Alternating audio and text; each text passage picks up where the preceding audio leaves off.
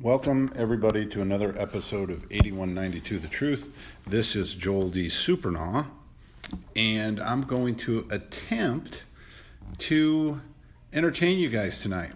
I'm solo again, and Brother Sin, I tell you, the guys, when I'm a finance guy, I'm really, really good at numbers, and I was in the car business. I learned everything I knew about financing and credit in the car business. Again, I'm a small time player. I'm a car guy.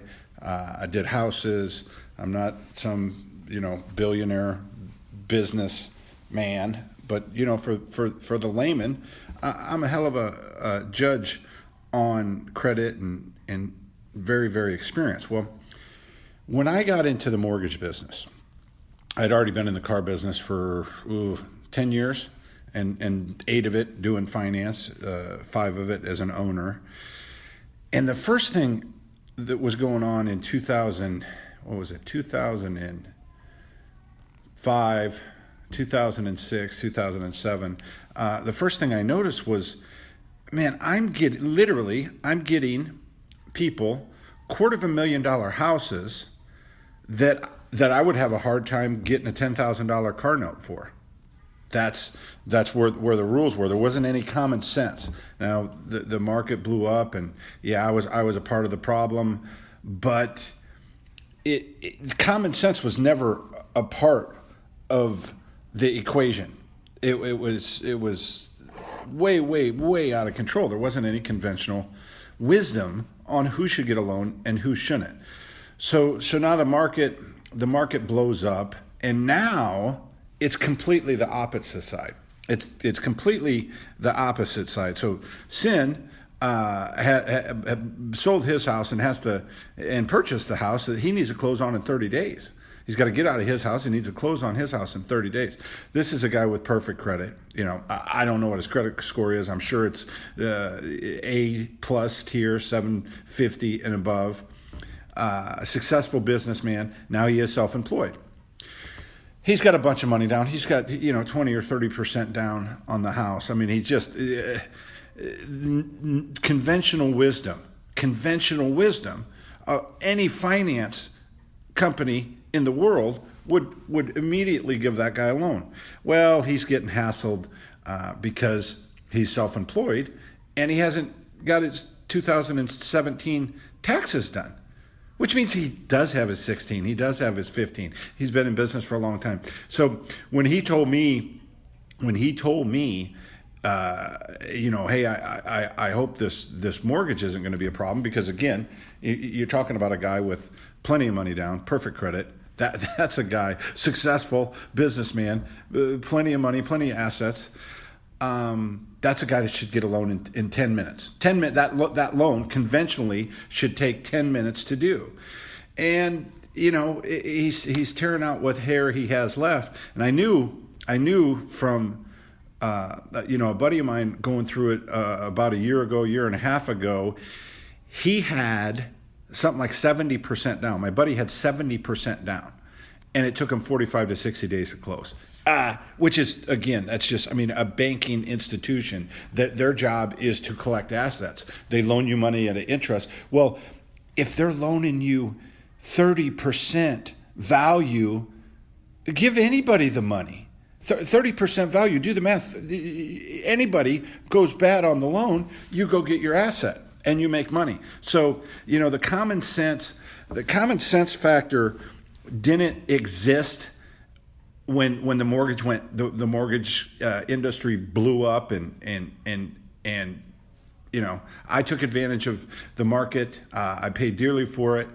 Well, it didn't adjust itself. Whereas the only thing it ever had to do was use common sense, conventional wisdom. Get rid of the credit score, man. Get rid of the credit score. So anyway, Brother Sin can't be with us tonight. I'm rooting for him, guys. If you know a henchman like the Godfather in Ohio that can spin a loan in 30 days, let us know, because that's what he needs. He needs the banks are retarded. He needs a guy that can put something together quick. So There you go. Lad. I told you guys about Lad wanting to do a podcast on autism. So yesterday, he said, I'm ready. He had all his notes and everything. So I introduced him and I rolled out. Hour later, I came back. About 40 minutes, I came back. I listened to the last 20 minutes of the show. It was some pretty heartbreaking stuff. It's pretty heartbreaking stuff.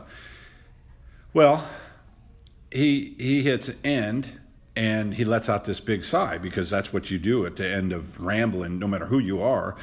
Talking for an hour, it takes a lot out of you. Talking about real personal stuff that's hard to get through and communicate.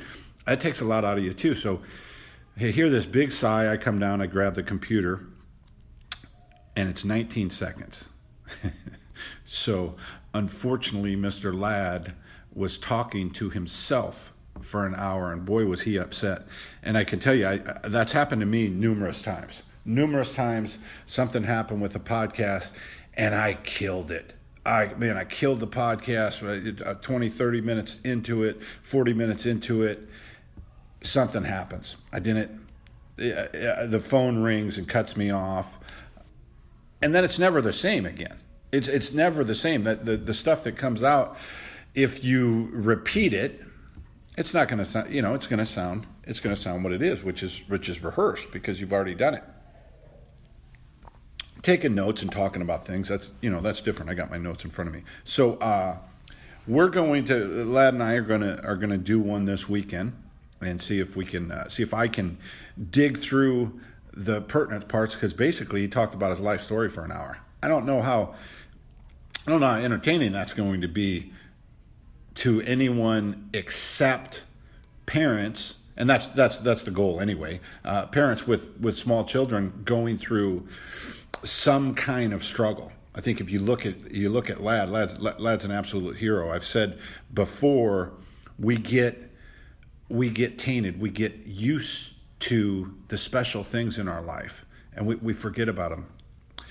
I've had the opportunity, my place that I'm moving into is not ready until March 1st, so I'm staying with Miss H and Lad.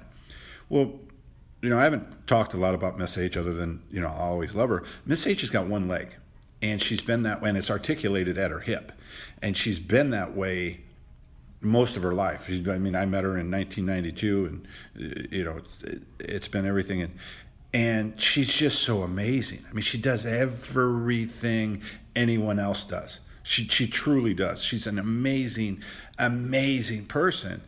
Well, being away for 7 months and being around her the last 10 days, no wonder I still love her. Somebody with that much heart and that much character. Yeah, we're going to talk about the pussification of America here in a second, but that is an absolutely amazing woman. I lost track of that. I lost track of that. I lost sight of what was important, and unfortunately, years and years and years and years and years later, I can't get her back. But I don't think I'll ever quit trying. I truly don't. I'm as interested in another woman, until we get to the goal line, and then I immediately want to self-combust. Was never the case with Miss H. Anyway, listen, parents, man, I'm gonna.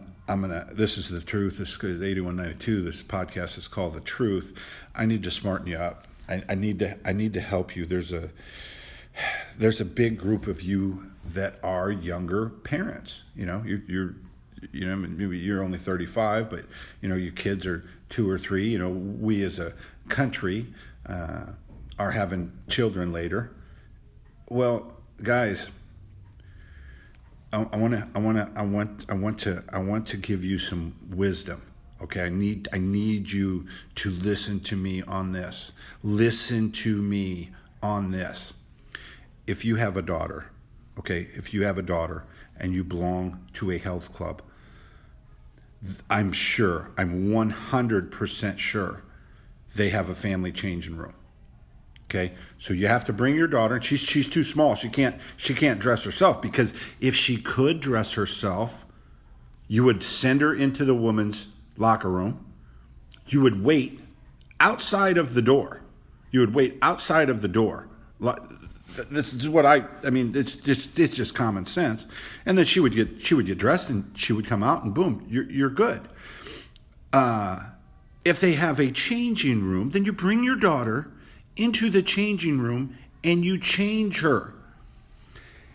Every single time I come to my club and there is, I can see there's a man. Okay, the man's watching the kids because the woman, and again, I belong to a nice club. This is upper echelon people generally that pay the kind of money it takes to belong here. But this transfers everywhere. The same thing happens. Man, the guys they're with their daughters, and the daughters are in the men's locker room, not the family changing room, which now I use, and these men are absolutely clueless. They're just completely clueless on why that's wrong.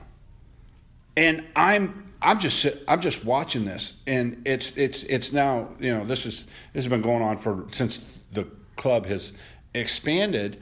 It's been going on for a year and a half. I want to scream and start slapping people. Okay.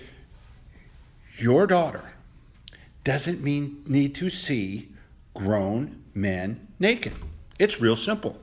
It's real simple. You know how many times Lad went into a female locker room in his life? Never. Not one time. Not one single time. What would I have done if I had a daughter? I would use the family changing room every single time. And then as soon as my daughter was old enough to change herself, then she would change herself. I would wait outside the door. Okay, she would always know these kids, these parents are clueless, man. These parents are clueless. I hope you're not clueless. And if you are clueless, I need you to smarten up, okay, because you're raising dummies. You're raising entitled dummies. Okay, if your 5-year-old daughter doesn't know the difference between a men's locker room and a woman's locker room, go home and punch yourself in the face. You need to do that today. You need to do that today. And, I talk about the pussification of America. Women, okay, and this is the truth. This is the truth. I've been wanting to talk about it for a while. Okay, women say they want a man. I want a real man. No, they don't. No, they don't. They want someone to earn. They want a slave. They want a slave with a little bit of charisma. Or they want a guy to treat them absolutely like garbage. I don't know if men's any different. But women, listen, okay? Listen to me. If you say you want a man and you got a good man, you don't disrespect him in public. And then when he comes home, you don't disrespect him in front of the kids. You just don't do that. Now, he shouldn't do that either.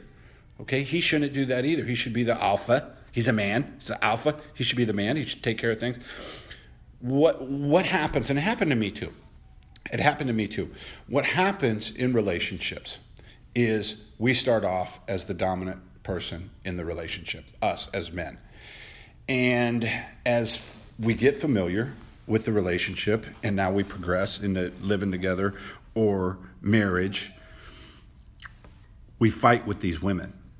And their ability to never give up on a fight is, it's almost heroic. So what happens is, after time, we just concede.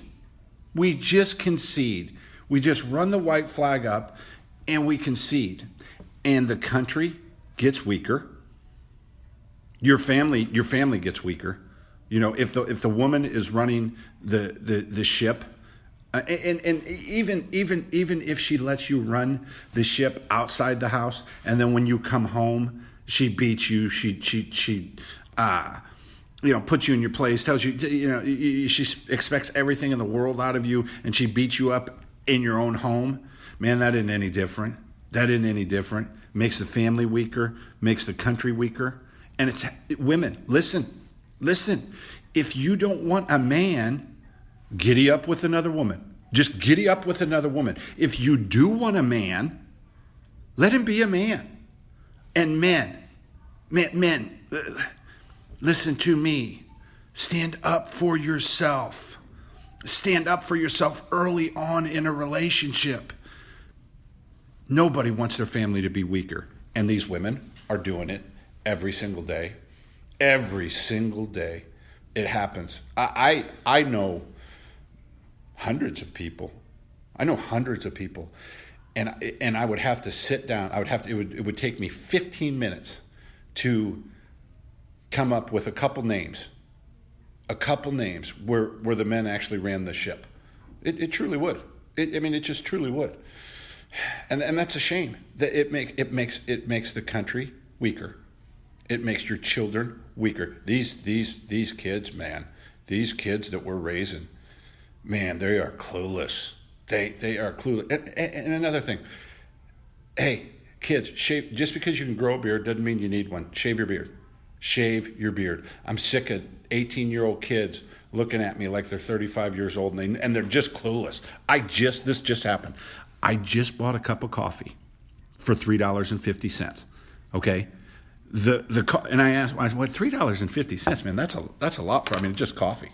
Just coffee. Starbucks is $2.65. $3.50. So you got to tip you got to tip the 50. So you're in at $4. And I asked this young man, hey, what's the refill policy? He says there is none.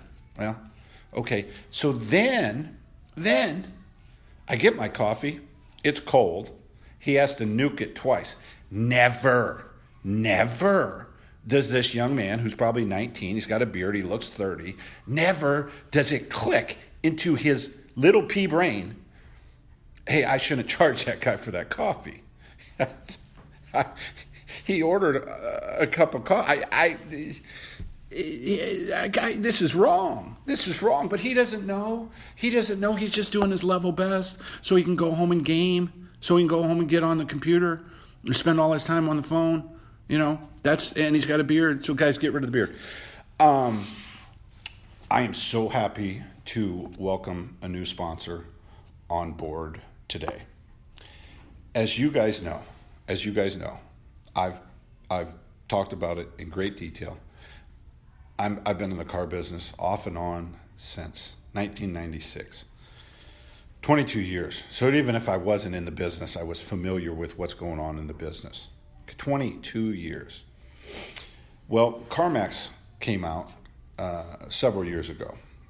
And when they moved to Portland, when CarMax moved to Portland, the very first thing I did was I went through their, I'm running, at the time I'm third in command at one of the biggest stores in Portland.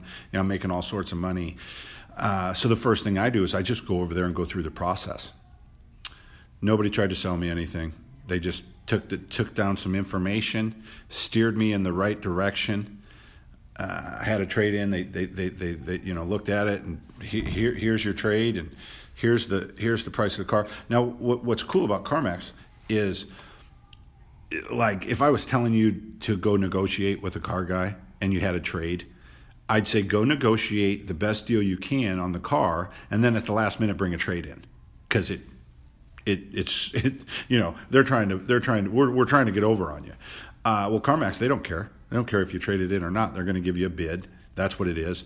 Everything, 100%, everything is above the board. You can buy one of their cars in Florida.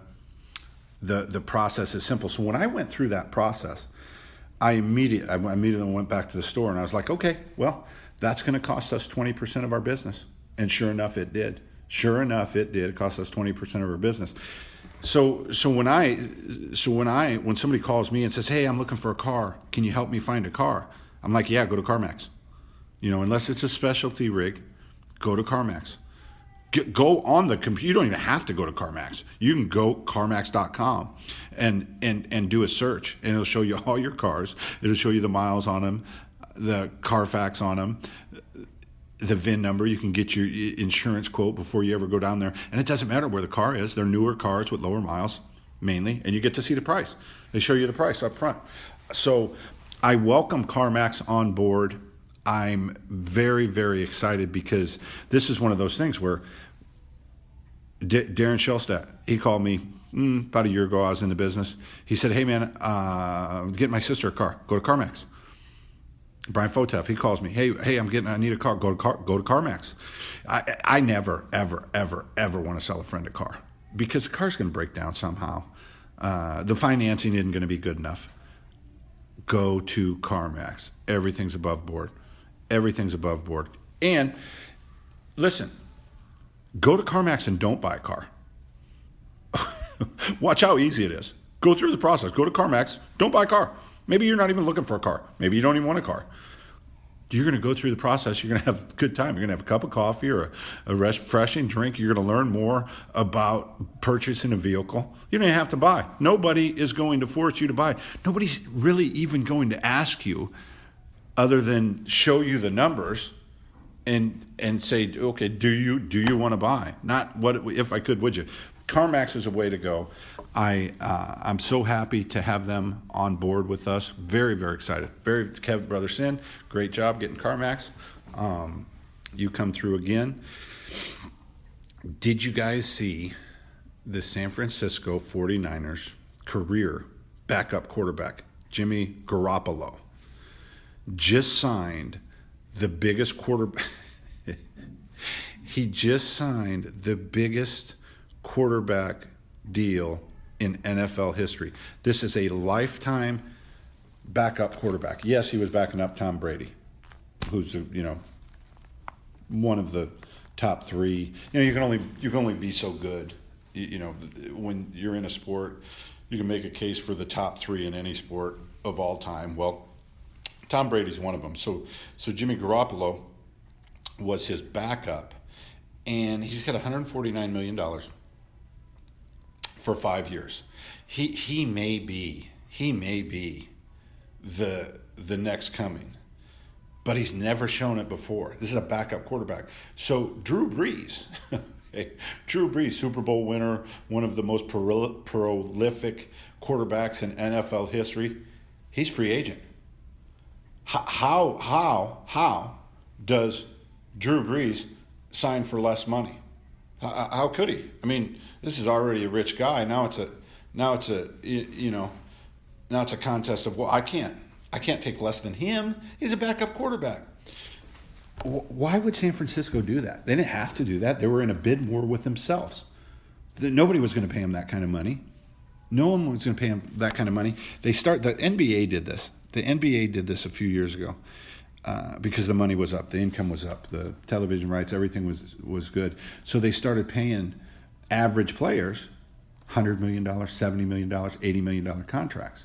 Well, the league's going to hell in a handbasket. Get ready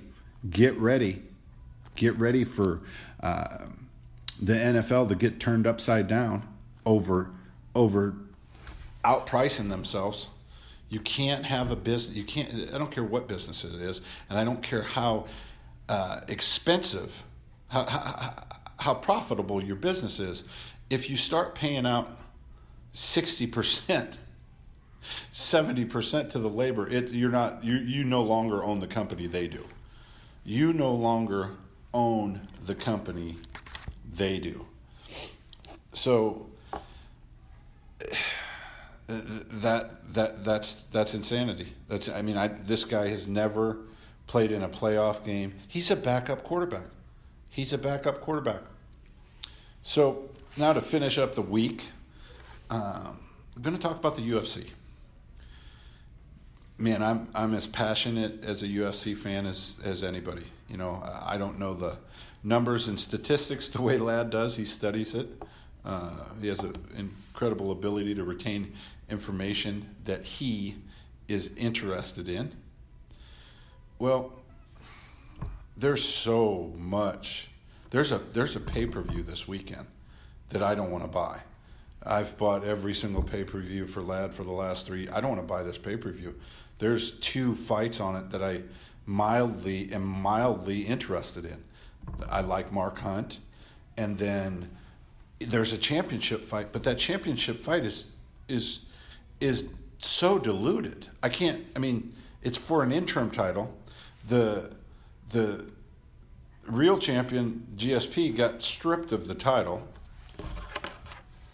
So Romero and Rockhold are literally fighting for an interim belt, even though the guy that they gave the belt to had won. His belt was an interim belt. His belt was an interim belt. So somehow they figured out a way to all be competing for an interim belt, and they want to sell that to us like it makes sense. We're having, we're already, so we've got UFC 221 basically having a hard time. They're doing Cyborg and some gal that's never even fought in the UFC. That's going to headline the card. I mean, do I want to pay for that? No, and they know that. They know that. The one behind that, Ferguson and Khabib, I do want to see that. I'm excited about that fight. That's a good card. But they're already promoting the July 7th card. We're us fans, we know that DC is fighting Stipe for Stipe's belt. Now that's a real belt. Well, DC is the lightweight champion. So I want to become the UFC president for a minute. I want to become the UFC president for a minute. And before I do, listen, idiots in the media. I don't care what somebody's agent says. I don't care what a referee says. That is not news. That isn't news. And then you guys frame it.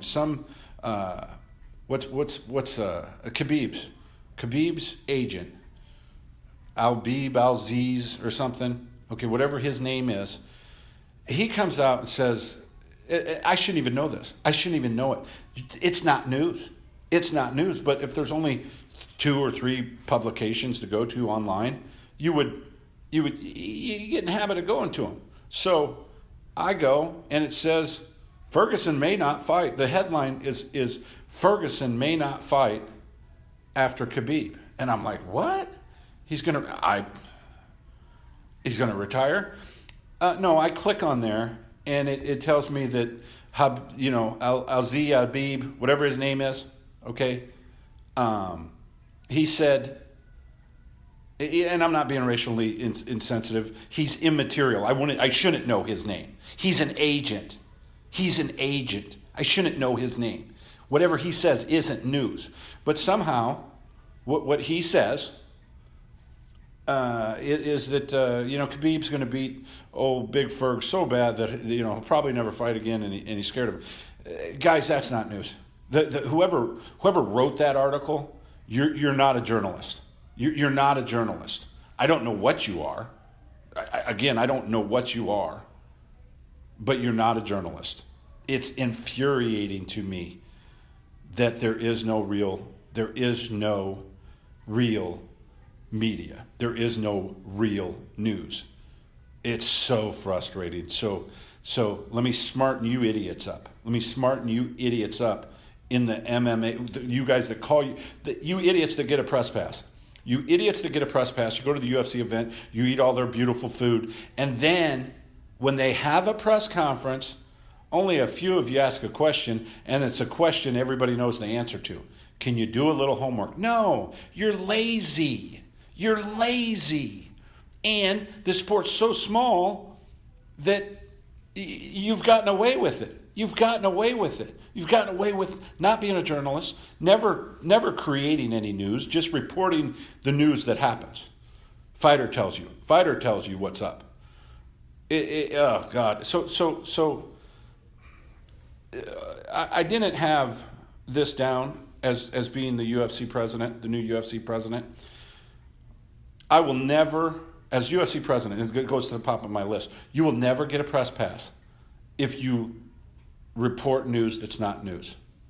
Why don't just walk out into the street and ask a random person what they think of anything and then report that as news?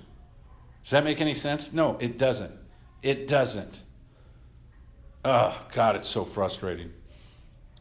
Idiots and worms. That's the truth.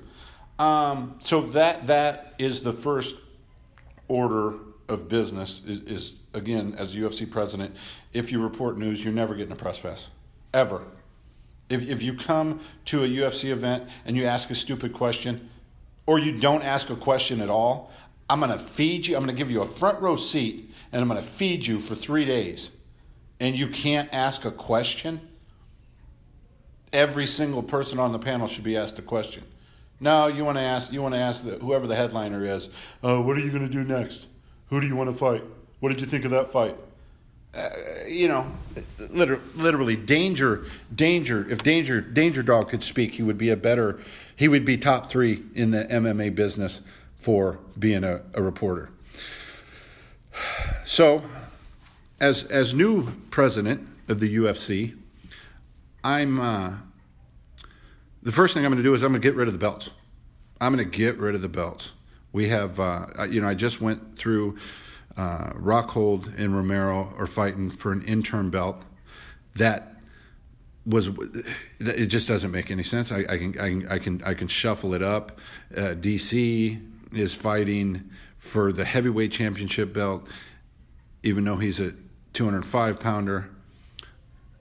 TJ Dillashaw is going down to 125 pounds to fight. Instead of defending his belt that he just won, he's going down. Conor won the 145-pound belt and the 155 belt. Never defended him either. He didn't defend him either time. And in the meantime, stars aren't being built. They should be. Everybody in the world should know Stipe and Holloway, Big Ferg, Khabib. Stars aren't being built with all of these fake belts. So I'm going to get rid of the belts. And because again, I got 170 pounder T Wood challenging a guy who hadn't fought for a year and a half, Nick Diaz, and he's the champion. Okay, take away the belt. Whoever you guys want to fight, if we can make money, we'll go ahead and fight. So I'm gonna get rid of the belts. Boom, done. Cleans up a bunch of problems. Don't piss in my face and tell me it's raining. Don't be giving me interim belts and having guys fight all over the place. Yeah, this ain't boxing. And if it is boxing, get some more weight classes. Get some more weight classes. Listen, my second, after I take all the belts away from everybody, the next thing I'm going to do is if you don't make weight, you don't fight. You don't earn $1. If you don't make weight, you don't fight. And if you do it the second time, you're out. It'll never happen again. It will never it can't happen again. First time you're done. First time you don't make any money. I'm going to pay the other guy all his money. I'm going to pay him every cent of his money. You don't make weight, you don't fight. There was a fight last weekend. The guy missed weight. It was a Brazilian. The guy missed weight by 6 pounds. He ain't even trying. You miss weight by 6 pounds, you're not even trying. Okay? He had a 25-pound advantage on Cooper. What's his name? Desmond Green. Whoever the porky guy was that beat Desmond Green because he outweighed him by 25 pounds. That guy should have never fought. He should have never fought. It was horrible. And the other guy has to fight because he needs the money. These guys aren't making enough money. He needs the money. Well, he doesn't need the money anymore. You don't make weight. You don't get paid. You don't fight. Not bringing anybody else in here to fight. You can't make weight. Next time you can't make weight, you're out. You're out. That's my second order of business. And the third thing I'm going to do is I'm going to get rid of USADA. What? No, yeah, I'm gonna drug test these guys like we used to. I'm gonna have a drug test. If they fail a couple times, I'm probably gonna kick them out. But USADA's doing exactly what happened. Exactly what they did to competitive biking. They're busting everybody and they're ruining the sport. These guys aren't going to quit cheating. If you already know the answer, well then deal with the question. Okay, these fighters aren't going to quit cheating, man. They're not. This sport's never going to be clean. So all you're doing, you got rid of another hero. Anderson popped again. Boom. There's another Lance Armstrong gone. Sounds like John Jones might have another chance because somehow he failed, but he didn't fail, or he didn't knowingly fail. It sounds like he might be coming back. Machida got suspended for 2 years, and he tattled on himself. I mean, it's happening all the time. Guys are getting busted for weed. It's like a monkey effing a football. Okay, so the Godfather is getting rid of USADA. And guys, at this point, if you want to be a cage fighter and your opponent is hopped up on the gas, well, then don't fight him. Okay?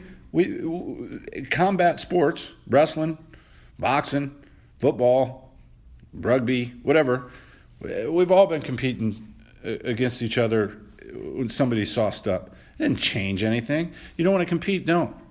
Okay, you're not. This isn't the Army. This isn't the Army. So that's all I got for you guys tonight. We are going to have a lad get his autism podcast in. I'm going to have Chael Sonnen on the show somehow. He's taken me. I had a chance to spend a couple hours with him the other day. It was the first time I've seen him in 7 months. It was an enjoyable experience.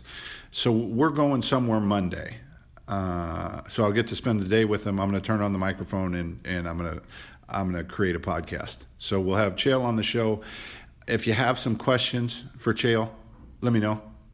Let me know what they are. I'm kicking out 5 of these a week now. I listen to what you guys say.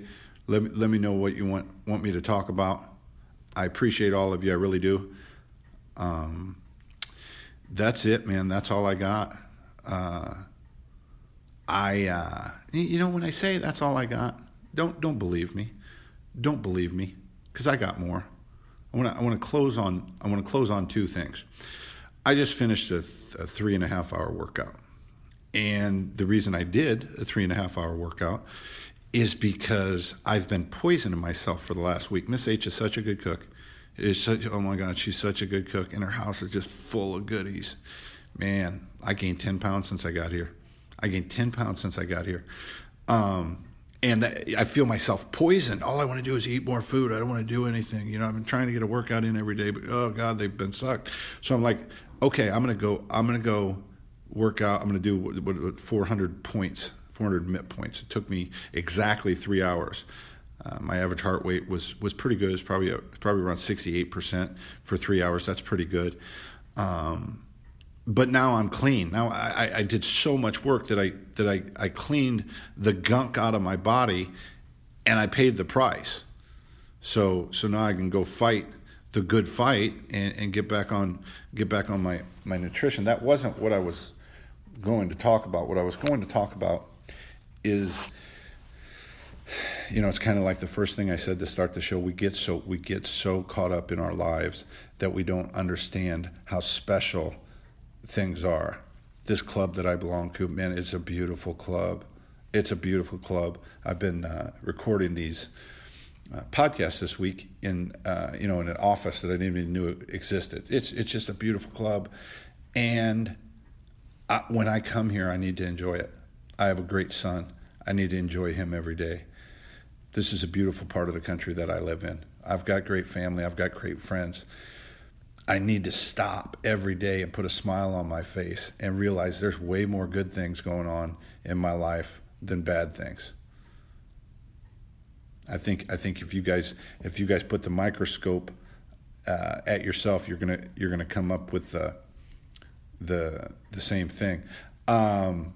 Let me throw a jab at Chael right now, because again, most of the time talking to him it's impossible, because he gets 50 texts during a conversation, or he's doing something. Well, he's a big listener of the show. I don't know if you would call him a fan, but I mean, listens to every episode, so I guess he's a fan. He doesn't really give me my feedback. Once in a while, he'll say, "Oh, hey, you're wrong about that," and he'll debate it. Me and Lad did one a couple weeks ago. He was like, "Oh man, that was good." Well, I had Bob Jordan on the other day, and he just butchered him. He just butchered Bob, and he said that made up sport. He's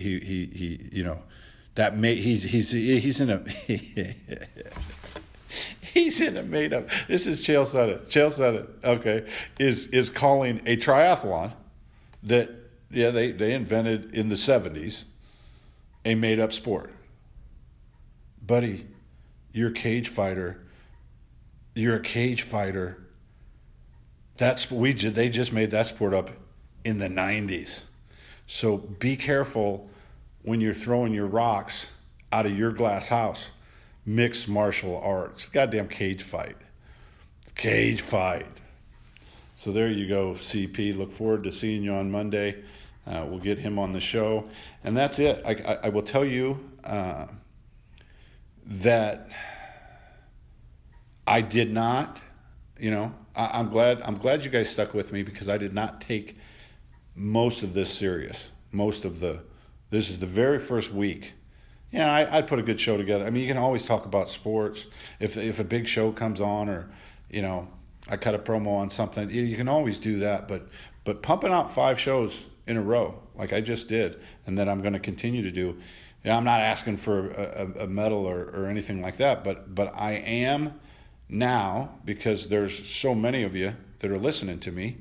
I'm taking it serious. I'm trying to. You guys are giving me your time. You're giving me an hour out of your day. You're going to go to CarMax, tell them the Godfather sent you, and I appreciate it. Deuces.